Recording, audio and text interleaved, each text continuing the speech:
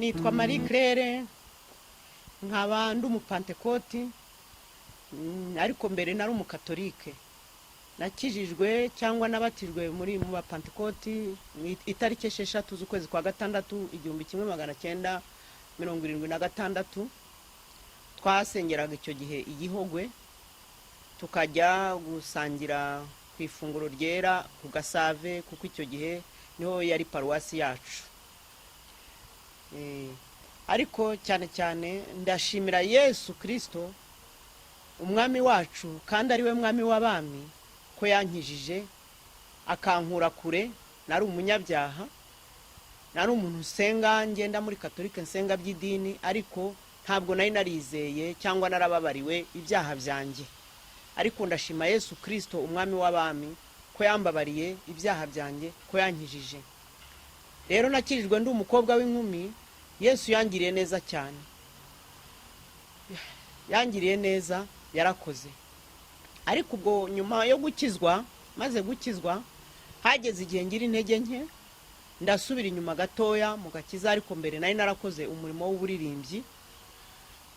Ntabwo byoroshye muri iyi si ko umuntu akomeza urugendo kuko imiraba ni myinshi n'imiyaga ni myinshi ariko nanone nageze igihe Yesu arangenderera aransanga aranyigisha ndongera ngaruka ku mwami wanjye. Nigishijwe riya jambo rivuga ngo umuntu byamumarira iki gutunga ibintu byose byo mu isi akakwa ubugingo buhoraho. Iryo jambo ngigaho bitewe ni imirimo nari mfite nagombaga gukora mfatanya n'urugo mfatanya n'abana benshi nari mfite abana 7 ntabwo byari byoroshye ariko ubu nahisemo Yesu nzakurikira Yesu kandi nzamukurikira kugeza gupfa. Ubwo ndagira ngo mbahe amagambo amfasha ntasubiye mu bya kera amagambo amfasha muri iyi minsi na amagambo ari mu itangiriro igice cya mbere umurongo wa 26 avuga ngo tureme umuntu mfashe itangiriro igice cya mbere umurongo wa 26 Imana iravuga iti tureme umuntu agira ishusho yacu ase natwe. Reka wenda nsimbuke hepfo ku 27 Imana irema umuntu ngo agira ishusho yayo afite ishusho yayo niko yamuremye. Reka ndekera aho ngaho. Nanjye aya magambo yambereye mashya mu bugingo bwanjye nubwo nari narayigishijwe kuva kera kuko Imana yaturemye mu ishusho ryayo. Ntabwo yaturemye ngo duse n'abapagani ngo duse n'abanyabyaha yaturemye kugira ngo duse nayo nkuko Imana ari yera natwe tubabera kuko Imana yifuza ko tugira imirimo myiza. Andi magambo ari mu Befeso ibice 2 umurongo wa 10 aravuga ngo turabo yaremye ituremeye imirimo myiza muri Kristo Yesu. Ayo magambo yaramfashije muri iki gihe.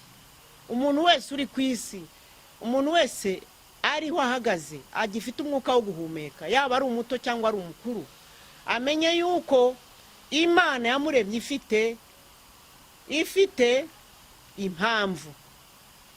impamvu robiti kuki Imana yakuremye kuki Imana yakurinze yagufashije ukabaho kugera kuri uyu munsi nukugira ngo ukore imirimo myiza ushimisha Imana wera imbuto zikwiriye abihannye nkuko imyizere ya Pantekoti yacu ivuga ngo twera imbuto zikwiriye abihannye twuzura umwuka wera buri munsi.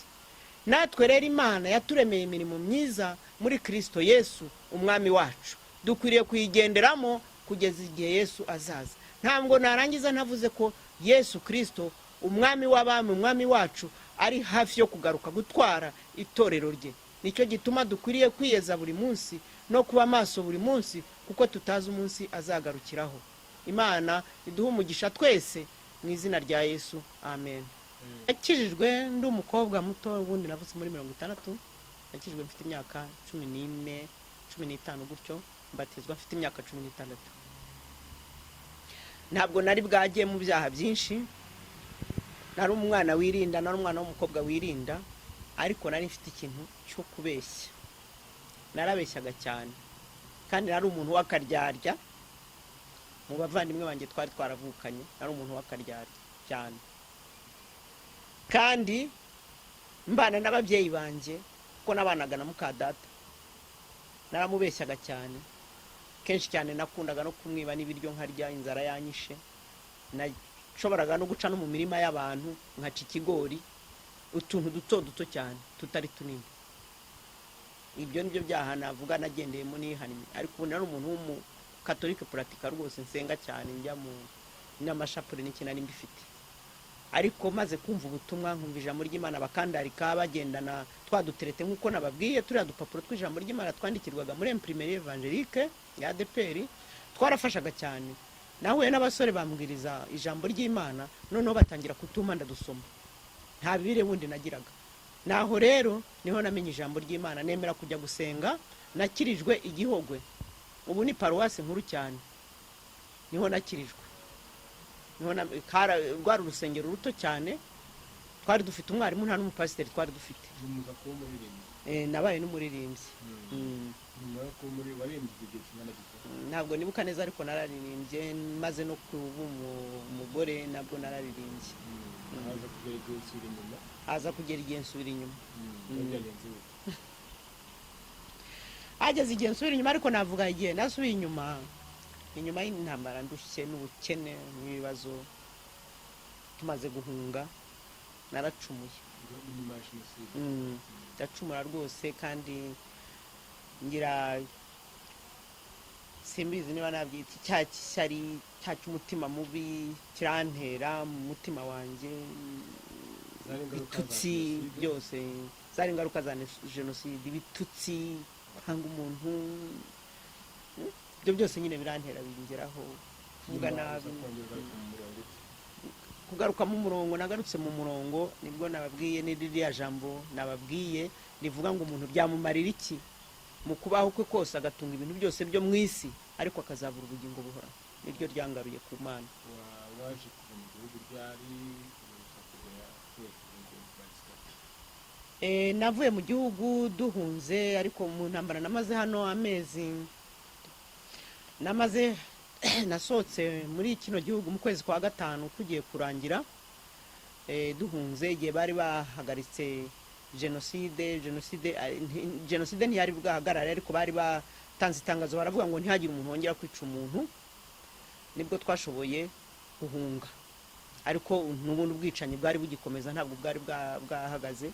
Nibwo twashoboye kuva hano duhungira mu gihugu cya Tanzania, mu kambi Mukugwa, ikambi ya Mucanganyiko, yarimo cyane cyane bayitaga ko ari kambi y'abatutsi, ariko nabo bari bakinyine bacitse ku icumu, abacikacumu bake bagiye bashobora guhunga bagenda mu gutyo, bari bake, ntibari benshi cyane, yari kambi irimo abantu, niyo kambi yarimo abantu bake cyane.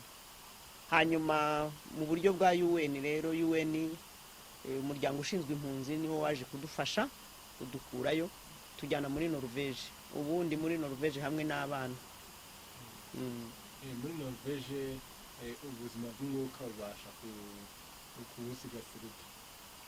Ntabwo byoroshye, ariko twebwe dufite groupe dusengana nabo y'abakristo, y'abantu b'Imana, dusengana nabo iminsi 3 mu cyumweru. Ariko ubundi ku cyumweru ko tudafite urusengero tujyamwo, ari ugutira, dusengana n'Abanorvège, ariko tukiherera mu minsi yacu. Dusoza hari cyangwa se bakubaza n'umubona mutwe n'ugereranyije n'igihe cyo hambere. Tugereranyije n'igihe cyo hambere, kiriya gihe cyanjye nkizwa, n'ubu ngubu mbona ko amatorero ya Pentecote ari menshi cyane mu gihugu cyose, abantu ni benshi, kandi ubu barubaka insengero nziza cyane zijyanye no mu gihe cya none. Ibyo ni ibitangaza bikomeye cyane, ni ibyo gushimira Imana ko Imana yakoze umurimo. Hariho ijambo rivuga ngo yatangiye umurimo muri mwe izawusohoza.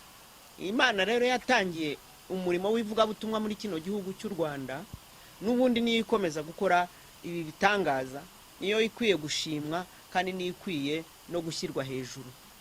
Nkurikije kiriya gihe n'iki ngiki tugezemo.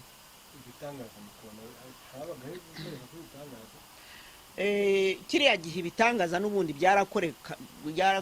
byarakorwaga, byarabagaho, byarabonekaga, abantu barasengerwaga bagakira, kandi igitangaza gikomeye cyane kiruta ibindi byose ni ukubona umuntu w'umupagani w'umunyabyaha w'umusinzi w'umurozi azayakatura imbere mu rusengero kuri aritari imbere y'abapasiteri akavuga ati njye narihannye narabiretse.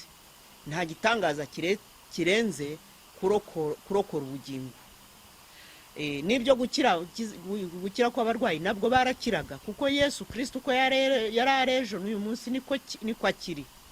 Abantu ni twebwe gusa duhinduka, ariko ubundi Yesu Kristo uko yari are mu gihe cya mbere niko ari n'uyu munsi, ntabwo ahinduka kandi niko azahora iteka ryose. Hari abantu benshi